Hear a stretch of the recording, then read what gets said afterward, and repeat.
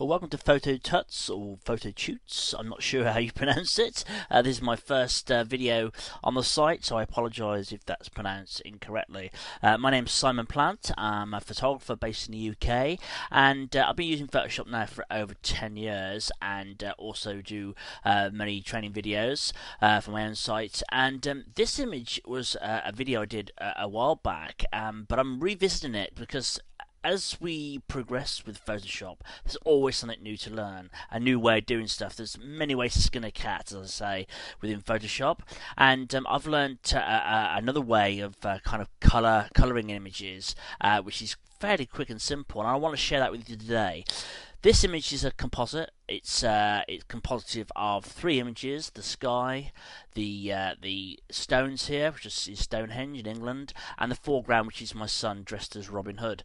So it's a fairly tongue-in-cheek image to produce. It's just a bit of fun. But as I said, we're not creating all this. But what we're going to do is show you how we can match colours within Photoshop and give a really nice muted effect.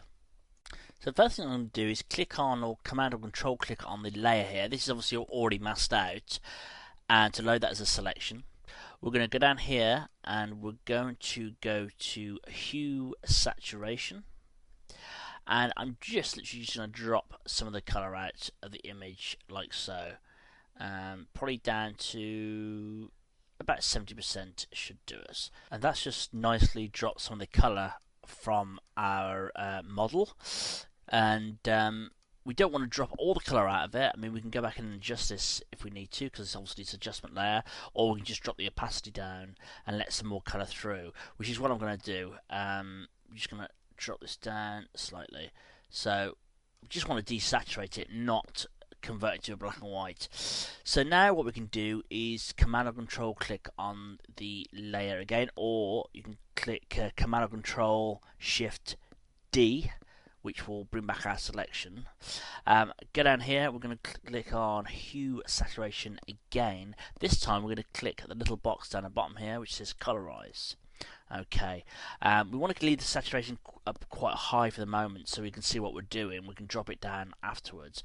First thing I'm going to do is just pick a colour just to try and blend in with this background. This background is made of very cool tones. There's a little bit of warmth in the highlights, but most of it is very cool, slightly cyan. So we're going to pick a colour to match that. I'm looking to colorize mainly the body area here, the uniform.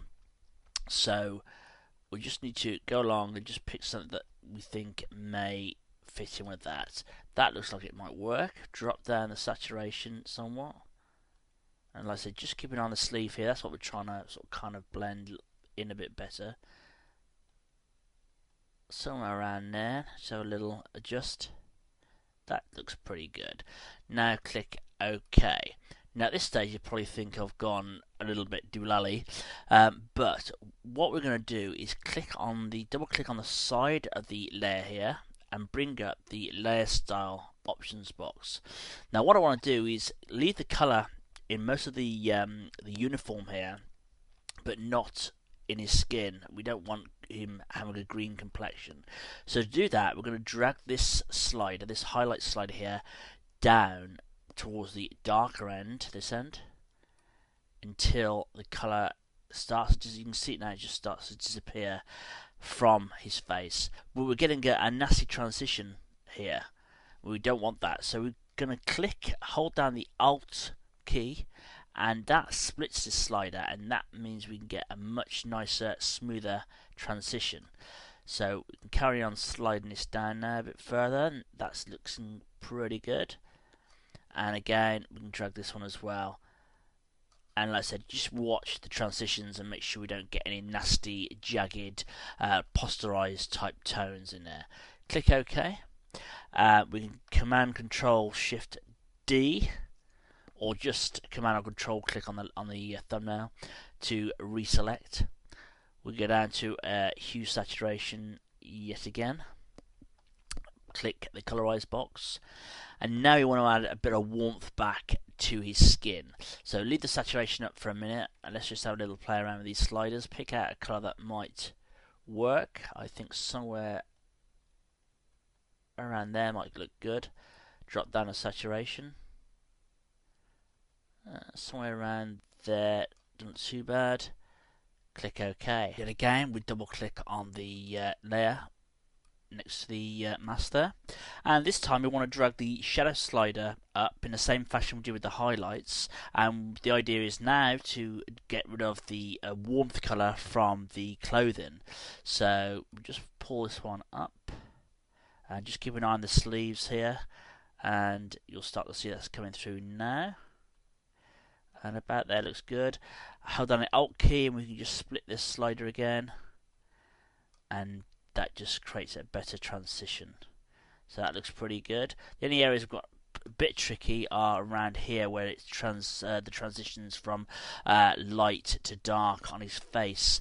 We may get a little bit of a green tinge there, which we might have to go and sort out. And there may well be a few other little bits, maybe in the hair here. So we can try and do as much as we can with these shadow sliders in the layer style. And that's probably looking about as good as I can get it for the second. Click OK. So that's before, that's after. It's subtle, but it's just adding some nice warmth here in the skin. And then the layer underneath, which is for the greenish tinge to his clothing, is quite a bigger effect, like so. So we kind of split down the image, but it's giving us a lot more control than trying to do it, say, with the color balance adjustment layers. So that's all looking pretty good. I think we need to make a few little more adjustments, as I mentioned a minute ago, on his face here. You're not going to get the color adjustments exactly where we want them for the whole image. We've got to transition on the face here, and he's obviously left some of the green tinge, and we don't want that. So what we can do is highlight our main layer here with our model on, and I'm going to get the eyedropper tool from over here, and we're just going to select a tone off his face here, a nice warm tone, somewhere around there. Around there will do. Add an empty layer. We'll drag this to the top of the stack. We're going to change the blend mode to color, and then with the paintbrush tool, with our foreground set to our color we've just selected, I'm going to literally just paint over some of these areas which has got this nasty green tinge to them, like so, and that basically just corrects and takes away that green cast, like so. And we can do that for any part of the image. For instance, also just go around there very quickly. We've got a bit of his eyes here. Well, we don't particularly want to colour them with the skin colour, but we could perhaps colour them with something else. So let's just highlight the layer again. Get the eyedropper tool. I don't think there's going to be a lot of colour in here to pick. We certainly don't want to paint them black. So what we could do is just maybe pick a blue or something here, like so.